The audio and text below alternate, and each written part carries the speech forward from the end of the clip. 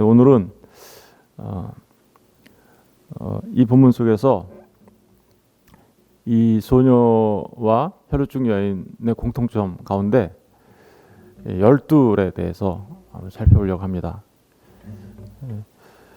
야이로 회당장의 딸의 나이가 몇 살이라고요? 12살이었죠. 이 마태복음에는 안 나오는데 마가복음에 가서 보면 나옵니다. 우리 마가복음에 한번 가볼까요? 마가복음에 가서 보시면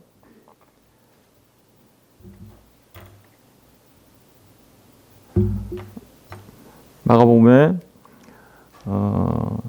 5장 42절을 보세요. 5장 42절 다 같이 읽어보겠습니다. 시작. 소녀가 곧 일어나서 걸으니 마가복음 5장 42절 다 같이 시작. 소녀가 곧 일어나서 걸으니 나이가 12살이라 사람들이 곧 크게 놀라거늘. 소녀가 몇 살이라고요? 12살. 이스라엘에서는 여자가 12살이 되면 결혼을 해서 아이를 낳을 수 있는 것으로 여겨요.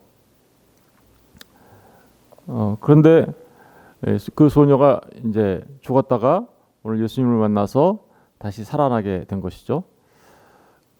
혈루증 여인은 몇 년 동안 알았습니까?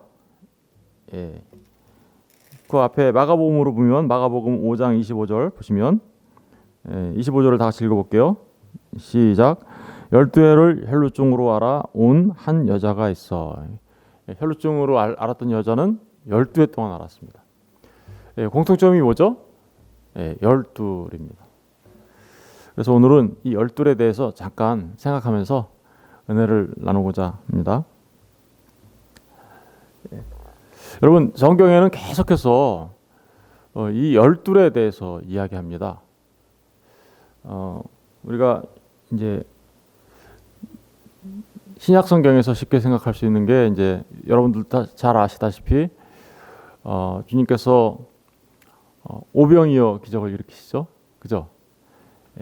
오병이어 기적을 일으켰을 때 거기에 있는 장정들만 5천 명이 있었는데 장정들 외에 모든 사람을 다 포함하면 거의 뭐 한 2만 명 가까이가 그 오병이어, 그러니까 떡 5개와 물고기 2마리로 주님께서 축사하셔서 먹이시고 남은 게 얼마였다고요?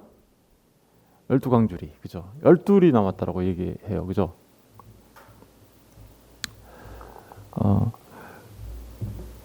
구약 성경에도 가서 보면 이 12이라는 게 계속해서 강조돼요. 여러분 그 성막에 보면 성막에 들어가면 맨 처음에 그 번제단이 있고 번제단을 지나서 물두멍을 지나게 되고 물두멍에서 이제 손을 짚고 성소 안으로 들어가면 성소에는 등대가 있죠, 그죠? 이렇게 금으로 만들어서 7개 등이 비춰지는 등대가 있고 분향단이 있고 또 뭐가 있죠? 떡상이 있죠. 그 떡상에는 떡이 몇 개가 진열됩니까? 그렇죠. 떡이 12개가 진열되죠. 12개가 이렇게 강조돼요. 여호수아가 정탐꾼을 몇 명 보낼게요? 그렇죠. 각 지파별로 12명의 정탐꾼을 보내죠. 그리고 여호수아가 요단강을 건너자 요단강을 건너서 돌기둥을 세우죠, 그죠? 우리가 이스라엘의 하나님께서 이 요단강을 마른 땅으로 건너게 하셨다. 그 하나님은 우리를 홍해를 마른 땅으로 건너게 하신 하나님이시다. 이런 것들을 이제 후대들에게 알리기 위하여 돌기둥을 세우는데 몇 개를 세웠을까요? 12개 돌기둥을 세우죠.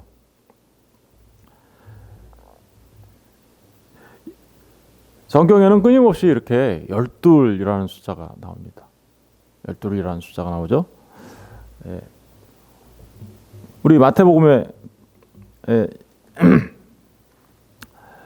10장을 가서 보시면 그 12이라는 숫자를 굳이 이렇게 계속해서 쓴 이유가 뭘까?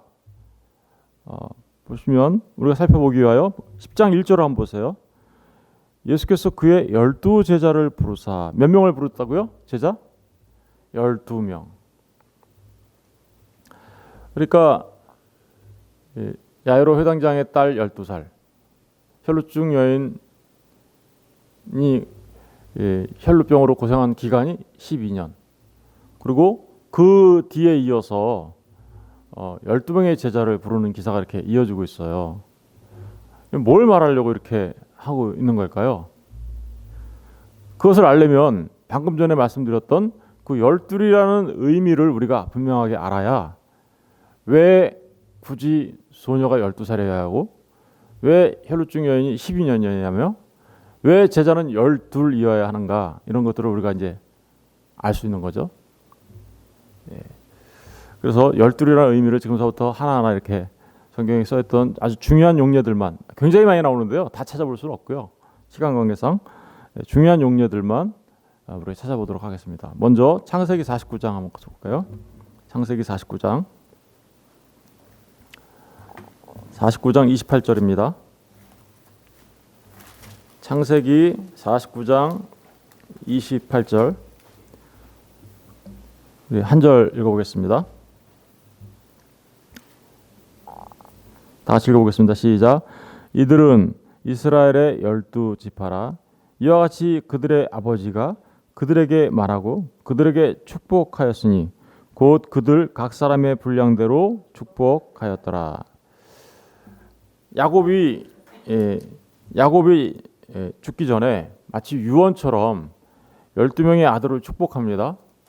그 축복을 끝내고 나서 이제 그 축복한 것에 대하여 모세가 코멘트를 하고 있죠.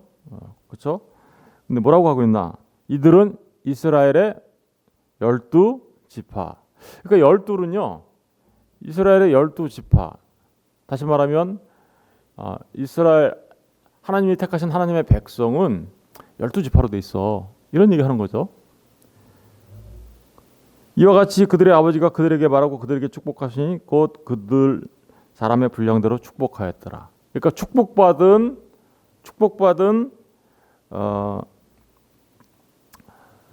이스라엘의 12지파를 말하는 게 사실은 12이에요. 그런데 이 12를 뭐라고 하는지 또 출애굽기 28장 또 한번 가서 볼까요? 출애굽기 28장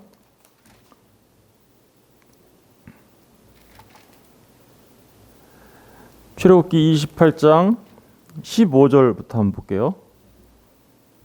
28장 15절 124페이지. 너는 판결 흉패를 애보 짜는 방법으로 금실과 청색, 자색, 홍색 실과 가늘게 꼰 배실로 정교하게 짜서 만들되 길이와 너비가 한 뼘씩 두 겹으로 네모 반듯하게 만들고 이 흉패를 판결 흉패를 애보 짜는 방식으로 만드는데 네모 반듯하게 만들었대요. 17절 그것에 네 줄로 보석을 물릴 때 첫 줄은 황보석, 황옥, 녹주옥이요. 둘째 줄은 석류석, 남보석, 홍만호요. 셋째 줄은 호박, 백만호, 자수정이요. 넷째 줄은 녹보석, 호만호, 벽옥으로 다 금태에 물리지니. 그러니까 여기 이제 흉패가 있죠. 가슴에 흉패가 있는데 그걸 만들었는데 애보 짜는 방법으로 만들었어요. 그런데 그 방법으로 만들었는데 네모가 반듯해요. 이 패가. 그런데 거기에 줄이 네 줄로 있는데 네 줄에 각각 보석이 몇 개씩 박혀 있어요? 3개씩 박혀 있는 거예요. 한 줄에. 그러면 한 줄에 3개씩 4줄이면 몇 개예요? 12. 뭘 말하는 걸까요? 그렇죠. 21절에 그 설명하고 있어요. 21절을 다 같이 읽어볼게요. 시작. 이 보석들은 이스라엘 아들들의 이름대로 12이라. 보석마다 12지파에 한 이름씩 도장을 새기는 법으로 새기고. 그러니까 이 보석 12개는 누구를 상징하는 거예요? 이스라엘의 아들들 이렇게 하고 나오잖아요. 그러면 12은 뭘 말하는 걸까요? 12은 아들이라는 뜻이에요. 무슨 얘기인지 아시겠죠? 근데 그 아들을 뭘로 표현하고 있어요? 지금 흉패에 있는 보석으로 표현하고 있죠. 우리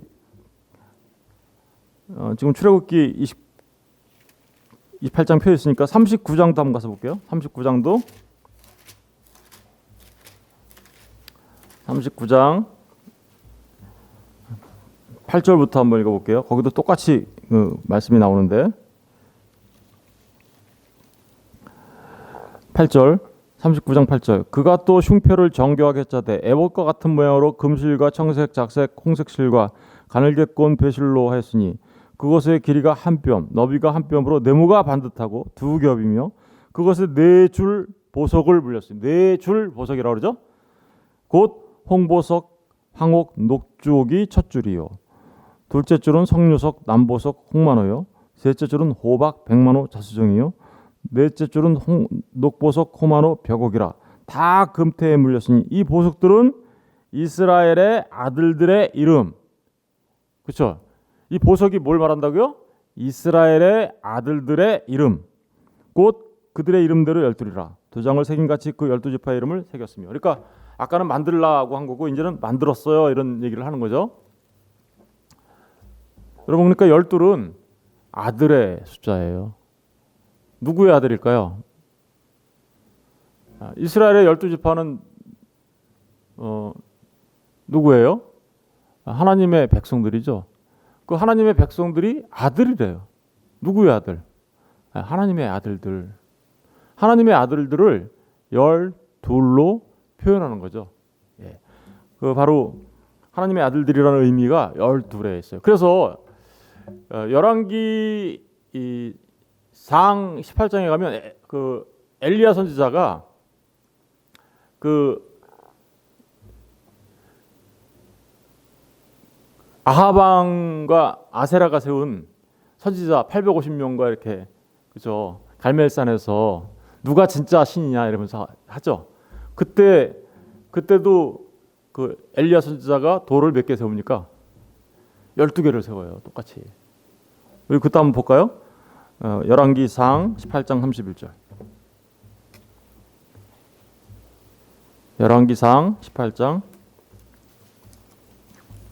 30절과 31절.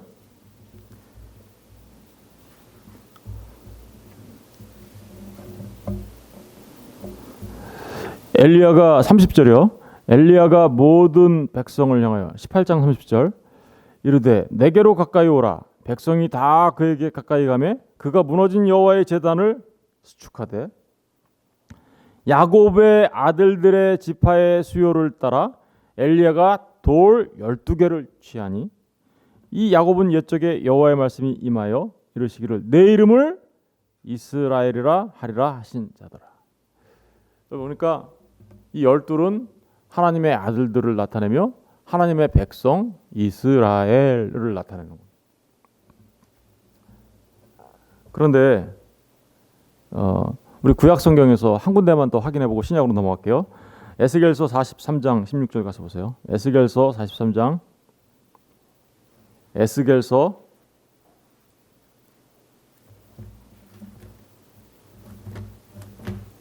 43장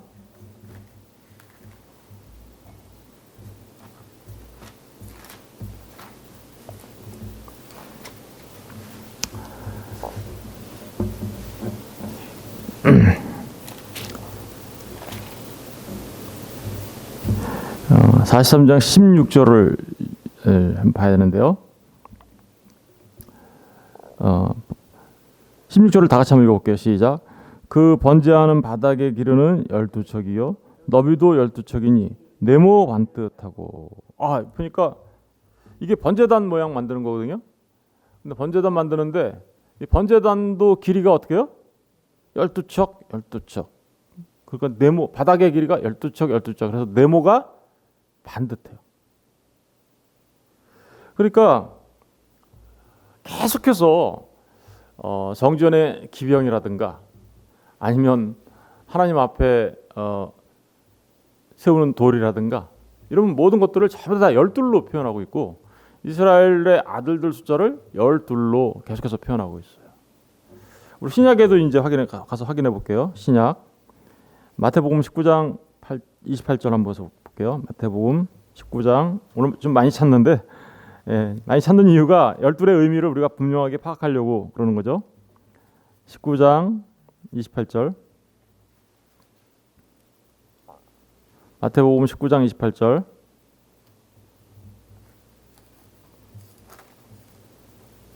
우리 찾으셨으면 다 같이 한번 읽어볼게요. 시작. 예수께서 이르시되 내가 진실로 너희에게 이르노니 세상이 새롭게 되어 인자가 자기 영광의 보좌에 앉을 때에 나를 따르는 너희도 12보좌에 앉아 이스라엘 12지파를 심판하리라. 여기 보니까 이스라엘의 12지파 언제? 주님이 어떻게요? 온 세상이 만물이 새롭게 되고, 그죠? 만물이 새롭게 되고 인자가 자기 영광의 보좌에 앉을 때 나를 따르는 너희 누구죠? 12제자, 그죠? 12제자를 너희도 12보좌에 앉아 이스라엘 12지파를 심판하는 그런 자리에 앉게 될 거다라고 얘기하고 있어요. 그러니까 아까 이 12이라는 게 계속해서 이스라엘의 12지파 그리고 지금 여기서 말하는 거는 누구예요? 12제자를 말하고 있죠. 그러니까 이게 다른 말로 하면 12사도가 되겠죠. 우리 이제 마지막으로 이 12이 어떻게 발전해 가냐면요. 이렇게 발전해 가요. 이 12이 70이 됩니다. 그래서 70인을 파송하죠. 그렇죠?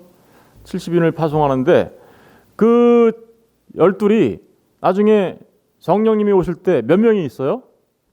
마가의 다락방에 120. 그렇죠? 120이 있어요. 그런데 요한계시록에 가면 이 120이 몇으로 표현될까요? 14만 4천으로 표현됩니다. 우리 요한계시록 7장 가서 볼게요. 요한계시록 7장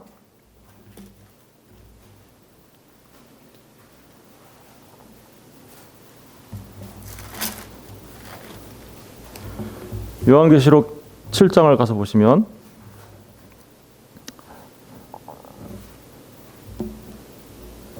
(7장 1절) 이 일 후에 내가 네 천사가 땅 네 모퉁이에 선 것을 보니 땅의 사방에 바람을 붙잡아 바람으로 하여금 땅에나 바다에나 각종 나무에 불지 못하게 하더라. 또 봄에 다른 천사가 살아계신 하나님의 인을 가지고 해 돋는 데로부터 올라와서 땅과 바다를 해롭게 할 권세를 받은 네 천사를 향하여 큰 소리로 외쳐 이르되 우리가 우리 하나님의 종들의 이마에 인치기까지 땅이나 바다나 나무를 해하지 말라 하더라. 내가 인침을 받은 자의 수를 들으니 이스라엘 자손의 각 지파 중에서 인침을 받은 자들이 14만 4천이니. 그러니까 내가 인침을 받은 자, 하나님의 종들이 이마에 인을 쳤대요. 그죠? 이마에 인을 쳤다 그러죠? 뭐라고 쳤을까요? 우리가 이름이 바뀐다고 하죠? 예. 야곱이 뭘로 바뀌었어요? 이스라엘. 아브람이 뭘로 바뀌었어요? 아브라함. 시몬이 뭘로 바뀌었어요? 베드로.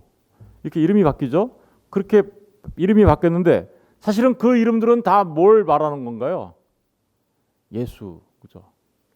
하나님의 이름, 하나님께서 주신 이름인데 우리의 이마에 새겨진 이름들은 이제 하나님의 이름이라는 그 인침을 받았다라고 얘기하고 있어요. 그런데 그 인침을 받은 자들은 몇 명이라고요? 14만 4천. 이 14만 4천이 어떻게 나왔나 한번 볼게요. 5절부터 보시면 알죠? 유다 지파 중에 인침을 받은 자가 1만 2천이요.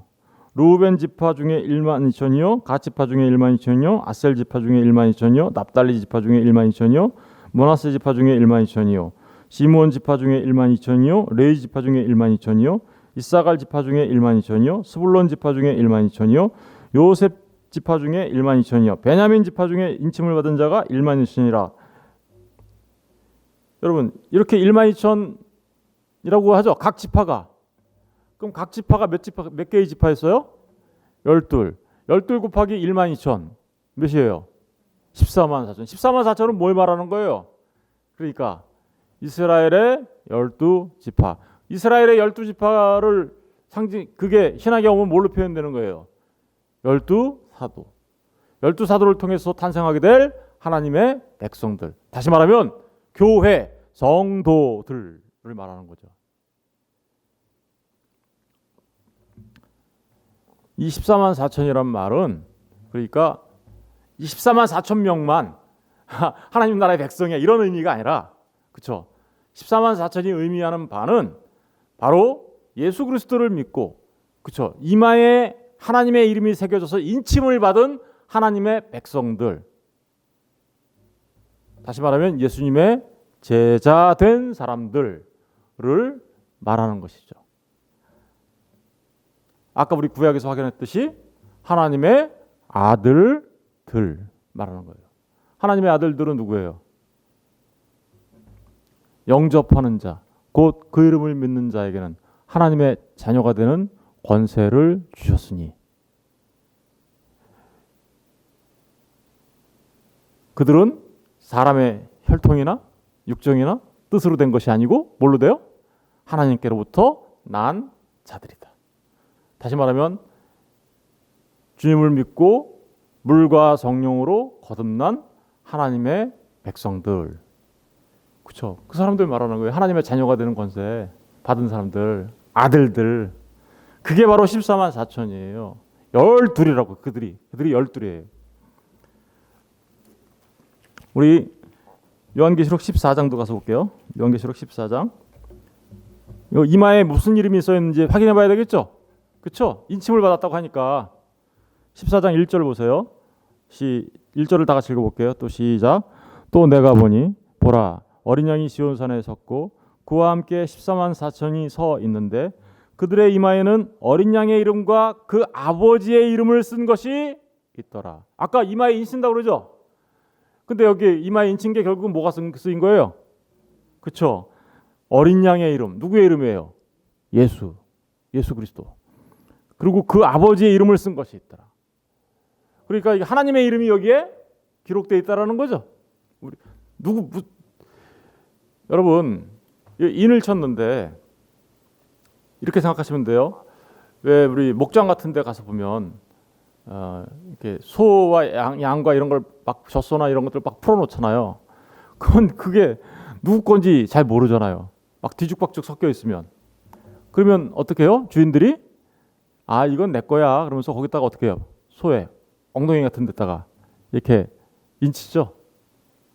네. 거기다가 그 소 주인의 이름을 새긴 것을 이렇게 인을 쳐요. 그렇죠? 그러면 막 뒤죽박죽 섞여 있다가도 어때요?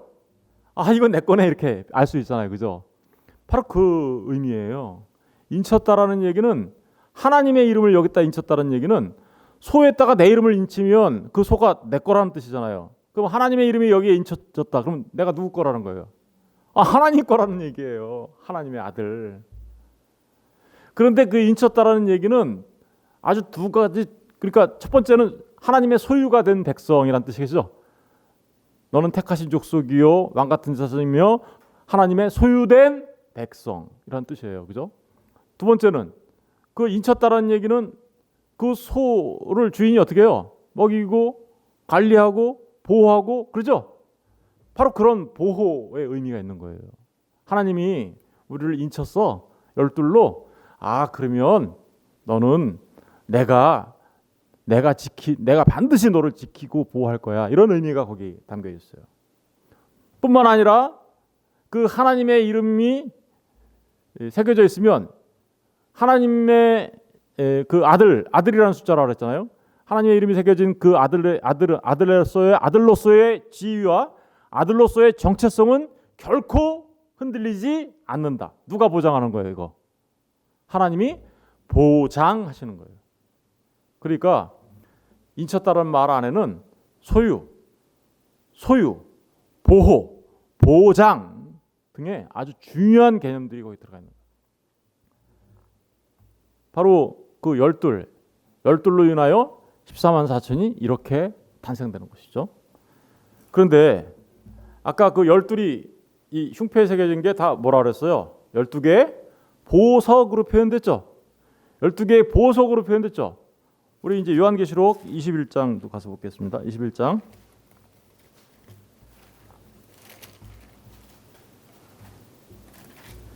21장 9절부터 볼게요. 21장 9절. 일곱 대접을 가지고 마지막 일곱 재앙을 담은 일곱 천사 중 하나가 나와서 내게 말하여 이르되 이리 오라. 내가 신부 곧 어린 양의 아내를 내게 보이리니. 어린 양은 누구죠? 누구를 말하는 거죠? 예수 그리스도. 그죠? 우리를 구원하신 주님을 말하는 겁니다. 어린 양. 근데 그의 아내가 있다고 하죠? 그 아내를 다른 말로 뭐로 하고 있어요? 신부라고 하고 있어요. 10절. 정령으로 나를 데리고 크고 높은 산으로 올라가 하나님께로부터 하늘에서 내려오는 거룩한 성 예루살렘을 보이니 내가 어린 양의 아내를 보여줄게. 그러면서 보여준 게 뭐였어요? 하나님께로부터 하늘에서 내려온 거룩한 성 예루살렘. 거룩한 성 예루살렘이 뭐래요? 어린 양의 아내, 어린 양의 신부라는 거예요. 사람들은 이렇게 생각해요. 거룩한 성 예루살렘 생각하면 무슨 캐슬인가? 이렇게 생각해요. 무슨 산꼭대기에 있는 무슨 큰 성처럼 이런 식으로 생각을 해요. 그 얘기하는 게 아니죠. 거룩한 성 예루살렘이란 인격적인 존재를 말하는 거죠. 왜요? 어린 양의 뭐래요? 아내이면서 뭐래요? 신부라고 하잖아요. 다시 말하면 여자를 말하는 거죠. 신랑된 예수 그리스도의 신부인 뭘 말하는 거예요? 교회를 말하는 거예요. 에베소서에 나오죠, 그죠? 그러니까 거룩한 성 예루살렘은 뭘 말한다고요? 교회. 그럼 교회는 누구를 말하는 거예요? 저와 여러분을 말하는 거잖아요. 저와 여러분을 거룩한 성 예루살렘이라고 하는 거예요. 교회. 그런데 11절 보세요. 뭐가 있대요? 하나님의 영광이 있어. 저와 여러분 안에는 누가 들어와 있어요? 예수 그리스도가 있죠. 그러면 예수 그리스도가 누구예요? 하나님 자신이잖아요. 그렇죠? 하나님 자신이니까 예수 그리스도가 우리 안에 들어오면 하나님이 우리 안에 있네요. 그러면 하나님의 영광이 우리 안에 있네요. 그래서 거룩한 성 예루살렘 안에는 하나님의 영광이 있어. 그렇게 얘기하는 거예요. 하나님의 영광이 우리 안에 들어오면 어떻게 될까요? 빛이신 그분으로 인하여 우리도 빛이 되는 거죠. 반짝반짝 빛나는 빛. 그걸 뭘로 표현했을까요? 그걸 보석이라고 표현한 거예요. 보세요. 하나님의 영광이 있어. 그 성의 빛이 지극히 귀한 뭐 같다고요? 보석과. 그렇죠. 빛 대신 주님이 우리 안에 들어왔더니 우리가 빛이 반짝반짝 빛나는 보석같이 된다는. 그래서 보석이라는 의미예요. 그리고 보세요. 벽옥과 수정같이 막더라. 크고 높은 성곽에 있어 12문이 있는데 12이 나오죠. 그죠? 뭐예요? 이게 다 그러니까 거룩한 성 예루살렘이 성도, 교회를 말하는 거라면 그 교회, 성도는 누구라는 거예요? 하나님의 아들들. 그래서 12로 표현하는 거예요. 계속 12문이 있고 문에 12천사가 있고 그 문들 위에 이름을 썼으니 이스라엘 자손 12지파의 이름들이라. 그렇죠? 여태까지 살펴본 거죠. 동쪽의 세 문, 북쪽의 세 문, 남쪽의 세 문, 서쪽의 세 문이 여기 흉패하고 똑같죠? 4개로 돼 있잖아요. 그죠? 그죠? 14절. 그의 성곽에는 12기초석이 있고 그 위에는 어린 양의 12사도의 12 이름이 있더라. 그렇죠? 아까 이건 마태복음 19장에서 확인한 거죠. 15절. 내게 말하는 자가 그 성과 그 문들과 성곽을 측량하려고 금갈대를 가졌더라. 그 성은 네모가 반듯하여 길이와 너비가 어떻게요? 같은지라. 그 갈대자로 그 성을 측량하니 12,000 스타디온이요. 왜 12,000 스타디온일까요? 이렇게 실제 길이를 재보니까 12,000 스타디온이라고 표현을 하고 있어요. 그죠? 근데 왜 12,000 스타디온이에요? 그렇죠. 아까 말했잖아요. 한 지파에 몇이에요? 12,000. 바로 그런 얘기를 12 곱하기 1,000. 12 곱하기 1,000. 아들들이 충만하더라. 이런 뜻이에요. 아들의 숫자로 충만하더라. 길이와 너비와 높이가 같더라. 근데 길이와 너비와 높이가 같으면 뭐예요? 몇 면체예요, 이게? 6면체. 정육면체. 정육면체가 상징하는 바가 뭐죠? 그게 바로 지성소예요. 여러분 성막에 들어가면 성소가 있고 지성소가 있죠. 지성소의 그 형상이 뭘로 돼 있냐? 정육면체로 돼 있는 거예요. 그러면 지성소는 거기는 뭐 하는 곳이죠? 하나님이 계시는 곳이죠. 임재하시는 곳이죠. 저와 여러분이 뭐가 됐다라는 거예요? 지성소가 되었다라는 거예요. 하나님이 우리와 늘 함께 하시는 지성소. 그런 얘기 하는 거죠. 거기가 바로 천국이에요. 다른 게 천국이 아니고. 그러면서 볼게요. 그 성곽을 측량함에 144규빗이요. 144. 14만 4천이죠. 이게 144니까 곱하기 1000하면 14만 4천이잖아요. 그죠? 규빗이니 사람의 측량 곧 천사의 측량이라. 그 성곽은 벽옥으로 쌓였고 그 성은 정금인데 맑은 유리 같더라. 그러면서 이제 19절부터 보세요. 그 성의 성곽의 기초석은 각색 보석으로 꾸몄으며 첫째 기초석은 벽옥이요 둘째는 남보석이요 셋째는 옥수요 넷째는 녹보석이요 다섯째는 홍만호요 여섯째는 홍보석이요 일곱째는 황옥이요 여덟째는 노곡이요 아홉째는 다몽왕이요 열째는 비치옥이요 열한째는 청옥이요 열두째는 자수정이라. 그 열두 문은 열두 진주니 각 문마다 한 개의 진주로 되어 있고 성의 길은 맑은 유리 같은 정금이더라. 성 안에서 내가 성전을 보지 못했으니 이는 주 하나님 곧 전능하신 이와 및 어린 양이 그 성전이심이라.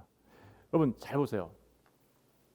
이 보석으로 표현된 게 아까 뭐였어요? 이스라엘의 12지파였죠. 그럼 여기서 지금 거룩한 성 예루살렘이 뭘로 돼 있대요? 보석으로. 그러니까 천국 가면 우리가 생각하는 그 여자분들이 좋아하는 이 보석 그걸로 막 성이 만들어지고 이런 거 말하는 거 아니라 누굴 말하는 거예요? 하나님의 아들들. 다시 말하면 교회. 저와 여러분이 거룩한 성 예루살렘이고요. 저와 여러분이 그토록 아름다운 하나님의 영광이 찬란하게 빛나는 하나님의 아들들 될 거야 라는 말이에요. 12. 자, 이제 우리 이제 결론을 줘야 되겠죠. 그러면 우리 이제 마태복음 10장으로 다시 돌아갈게요. 마태복음 10장으로 다시 돌아가면 오늘 이 혈루증 여인 이야기와 야이로 회당장의 딸이 12살이었고 12년 동안 고생하다가 나왔어요. 이 사람들은 무슨 뜻이에요? 그러니까 얘네들이 바로 이 야이로 회당장의 딸과 혈루증 여인이 누구라는 거예요? 12. 하나님의 아들이야. 이런 말이에요, 이게. 하나님의 아들은 이렇게 탄생하는 거란다. 하나님의 자비와 긍휼이 베풀어지고, 그죠? 소녀야 안심해라, 딸아 안심하라. 하나님의 자비와 긍휼이 베풀어지고, 그리고 그 긍휼이 베풀어진 현장에 그들은 무엇을 가져요? 믿음을 갖게 되죠. 주님에 대한. 그렇죠? 그러니까 하나님의 아들들 12, 그 거룩한 성 예루살렘은 이렇게 하나님의 긍휼이 베풀어지는 그 사람들에게 믿음으로 탄생되는 거야. 그 믿음을 통해서 12이 탄생하는 거다. 그 12이 탄생하는데 그 12를 12제자로 불러들이시죠. 그런데 그들을 왜 불러드립니까? 추수할 것이 너무 많네. 그렇죠? 거기 37절 보세요. 이에 제자들에게 이르시되 추수할 것은 많되 일꾼이 적으니 그러므로 추수하는 주인에게 청하여 추수할 일꾼들을 보내주소서 하라 하시니라. 예수께서 그의 12제자를 부르사 더러운 귀신을 쫓아내며 모든 병과 모든 약한 것을 고치는 권능을 주시니라. 12제자를 왜 불렀어요? 추수할 일꾼으로. 그러니까 12이라는 숫자는 이 시간 속에서는 하나님의 백성으로 불림을 받고, 그죠? 그렇게 해서 하나님의 성전이 된 사람들인데 그 사람들이 이 시간 속에서 불림을 받은 가장 중요한 목적은 뭐예요? 12로 보냄을 받는 거예요. 뭘 하기 위해서? 그렇죠. 하나님께서 추수할 곡식들을 거둬들이기 위하여. 저와 여러분이 이 땅에서 시간 속에서 우리에게 맡겨진 가장 중요한 사명이 뭐예요? 그러니까 그렇죠. 추수할 일꾼으로 우리가 이 시간 속에 보내졌다는 사실을 기억하셔야 돼요. 그런데 그들이 이제 그 하나님 나라가 완성되면 그 영원에서는 뭐예요? 그렇죠. 하나님의 영광으로 찬란하게 빛나는 마치 너무나도 아름다운 보석 같은 하나님 안에 하나님께, 그죠? 하나님께 너무나 귀한 보석 같은 존재들이 될 것이다. 그런데 그 존재들은 어떻게 탄생하는가? 이 야이로 회당장의 딸처럼 탄생하는 거야. 그리고 이 혈루증 여인처럼 탄생하는 거야. 저와 여러분이 어떤 은혜를 받으셨는지 아시겠습니까? 그리고 이제 저와 여러분이 어떤 사명을 갖고 있는지 아시겠습니까? 저는 저와 여러분이 정말 그 너무나도 놀라운 은혜를 받은 자로서 정말 이제는 하나님께서 이 시간 속에서 우리를 이 세상을 향해 보내서 추수할 곡식들을 거둬들이는 일꾼으로 삼으셨다는 사실을 기억하시고 그 하나님께서 맡겨주신 그 사명에 충성을 다하는, 맡겨주신 자에게 구할 게 뭐라고요? 충성. 저와 여러분은 왜 목사로, 집사로, 권사로 세우셨는지 아세요? 하나님이 주신 거예요. 그거를 소홀히 여기시면 아니 됩니다. 충성을 다하시는 저와 여러분의 하나님의 일꾼들이 되시기를 주님의 이름으로 부탁드립니다.